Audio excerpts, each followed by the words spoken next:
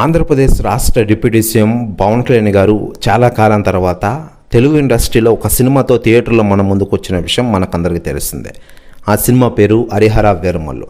పవన్ కళ్యాణ్ గారి సినీ కెరీర్లోనే మొట్టమొదటిసారిగా pan India స్థాయిలో ఒక పీరియాడిక్ సినిమాలో నటించారు.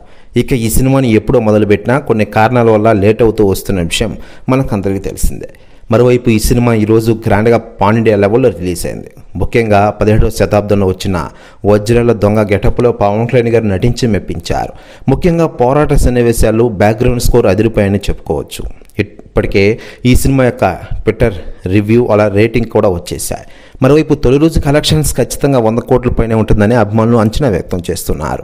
ఇక ఇదిలా ఉండగా లేటెస్ట్గా అందుతున్న సమాచారం ప్రకారం పవన్ కళ్యాణ్ గారిని థియేటర్లో చూడడానికి ఆయన తల్లి అంజనాదేవి గారు నేరుగా థియేటర్కి వెళ్ళినట్లు తెలుస్తోంది. దానికి సంబంధించిన వీడియో నెట్టింట్లో తెగ వైరల్ అవుతుండగా హరిహర వీరమల్లు సినిమా చూసిన వెంటనే అంజనాదేవి గారు పవన్ కళ్యాణ్ గారికి ఫోన్ చేసి ఎమోషనల్ అయ్యారట.